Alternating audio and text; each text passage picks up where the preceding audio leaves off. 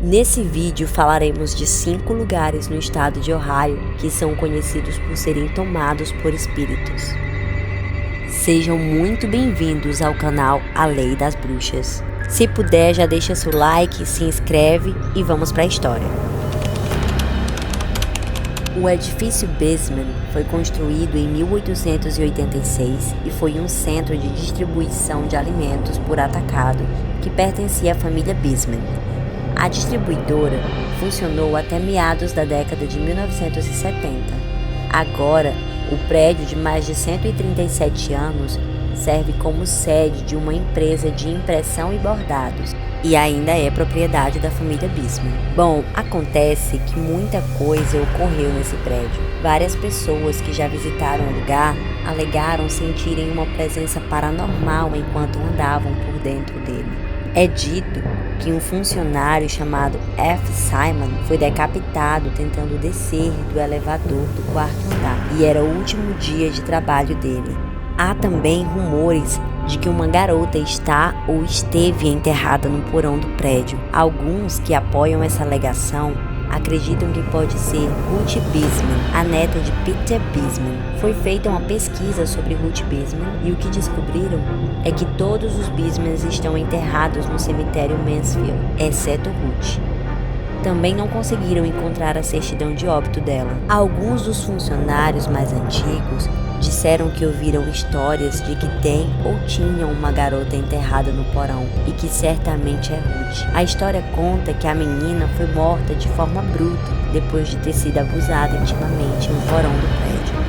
Uma moça que tinha ido até o prédio há alguns anos estava na recepção e alegou ter visto uma garota no topo das escadas estranhamente parada. A menina tinha por volta de 9 anos quando morreu, e quando vista no local, ela está vestida com trajes do final do século XIX para o início do século XX. Disse que ela é amigável e ela está sempre disposta a se comunicar por meio do fenômeno da voz eletrônica, mas que para de manter contato quando perguntam sobre seu assassino ou sobre seu assassinato. Lembram do homem que morreu em um acidente no elevador? Foi revelado posteriormente que muitos funcionários desconfiavam que ele era o algoz de Ruth, e quando aconteceu o acidente, o que as pessoas diziam é que a menina Ruth havia estendido a mão de seu túmulo em busca de vingança.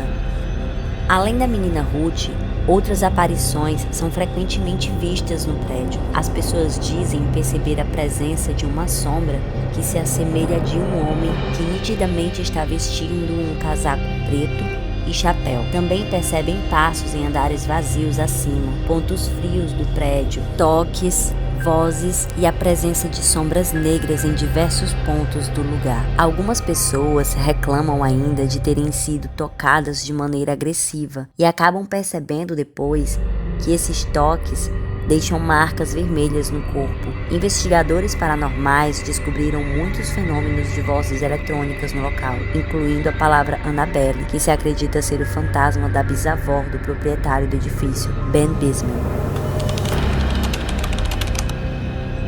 Projetado e construído pelos mesmos empreiteiros do edifício Bisman, o Reformatório Estadual de Ohio, também conhecido como Reformatório de Mansfield, apesar de parecer um castelo de princesa por fora, por dentro é uma prisão histórica masculina. Localizada em Mansfield, Ohio, é um prédio de 1886. Foi construído para abrigar infratores primários e intermediários e funcionou até 1990, quando uma decisão do Tribunal Federal ordenou seu fechamento. A maioria das cenas do filme Um Sonho de Liberdade, de 1994, foram gravadas lá. Ainda nos dias de hoje, o lugar se mantém bem conservado por fora.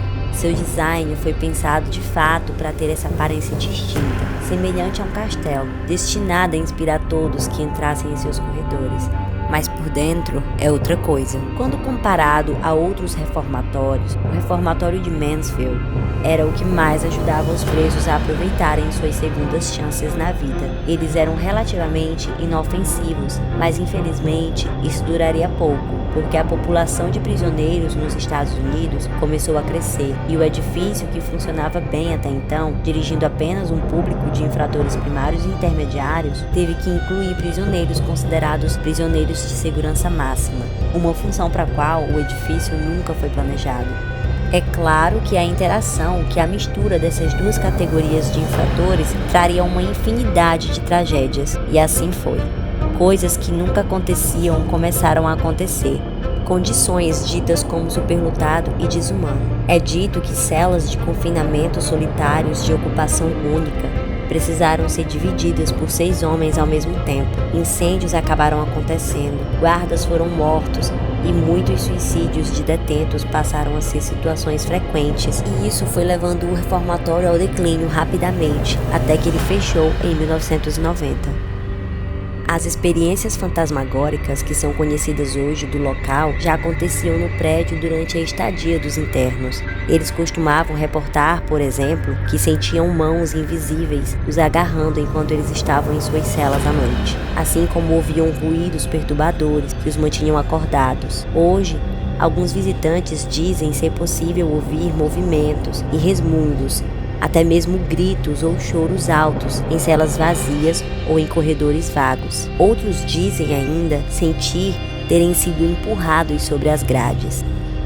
A explicação para as situações que acontecem no prédio é que os prisioneiros e carcereiros que morreram no local nunca conseguiram superar a morte ou a culpa pelo que fizeram em vida, e continuam vagando pelo local como se pretendessem continuar pagando a dívida com a sociedade, mantendo-se ali. E que os toques, resmungos e empurrões são tentativas de se comunicar com os vivos.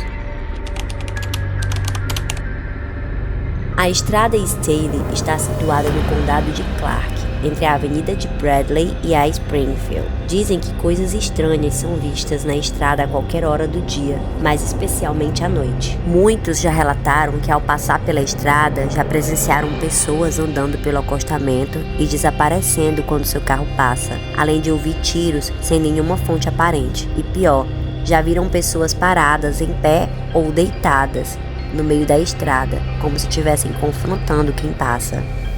A estrada Staley é sombria e aparentemente isolada, com árvores altas em toda sua lateral, dando a ela um efeito de túnel. Além disso, nela se acumula neblina com facilidade.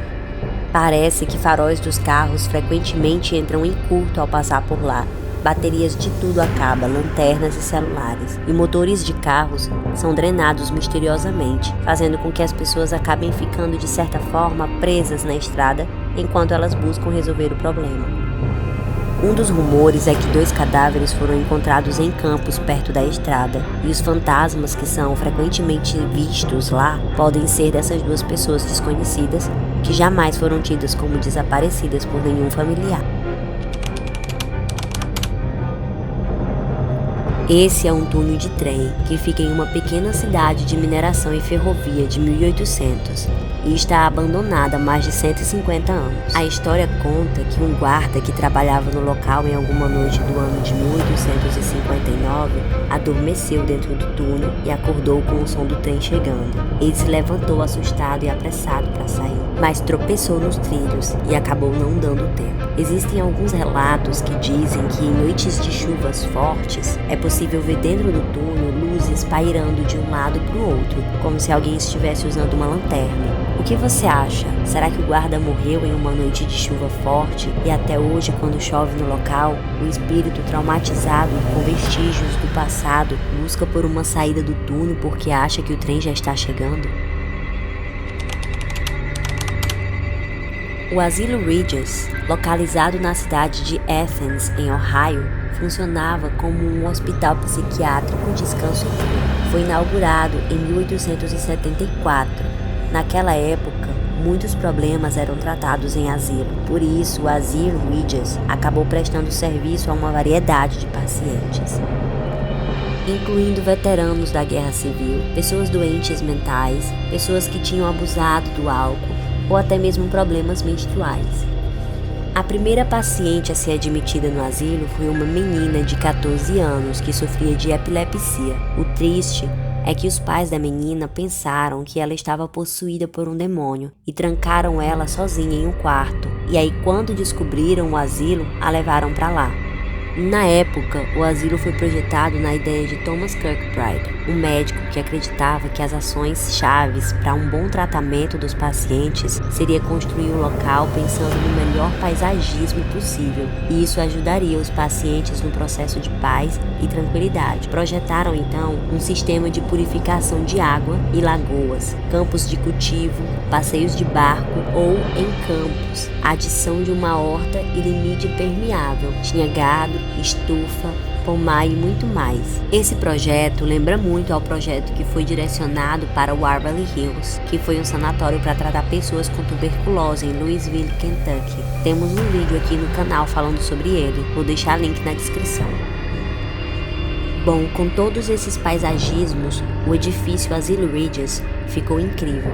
Tinha vários prédios, seu tamanho era equivalente a 800 campos de futebol. Homens e mulheres eram tratados em áreas diferentes do prédio.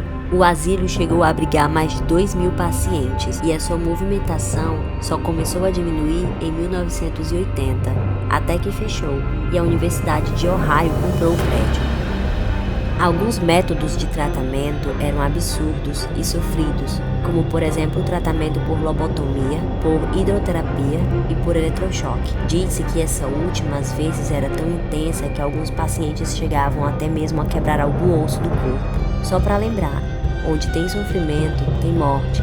E pensando nisso, abriram um espaço no local para um cemitério. Sim, tem até cemitério nesse asilo. E tem um total de 1.930 pessoas enterradas lá.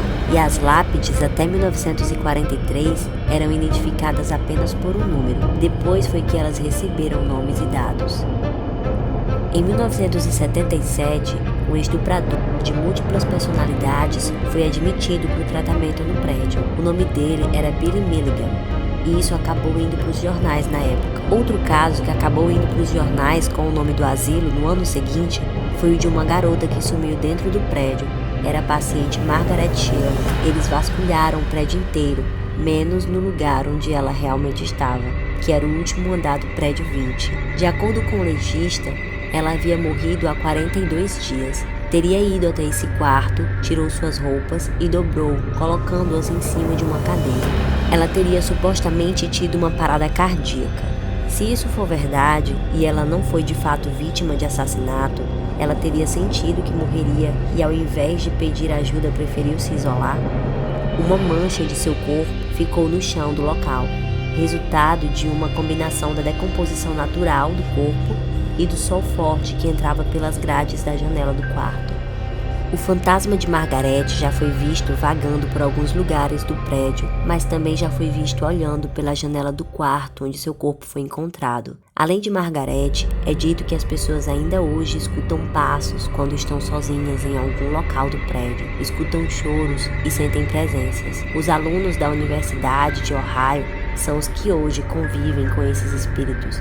E muitos afirmam que essas aparições, hoje em dia, na parte do dormitório, na área do Convocation Center, como é chamado, existe um relato de que um aluno morreu enquanto dormia. E agora, muitos alunos acabam acordando no meio da noite por sentirem alguém os abraçando. Quando procuram, não há ninguém do lado. Será que esse seria o momento da noite que o rapaz morreu e ele sempre procura alguém para não se sentir sozinho e com medo? E aí, ficou com vontade de visitar algum desses lugares para tirar a prova com os próprios olhos? Ou de dormir uma noite no dormitório da universidade, na área onde o rapaz morreu? Diz pra gente nos comentários e nos vemos na próxima.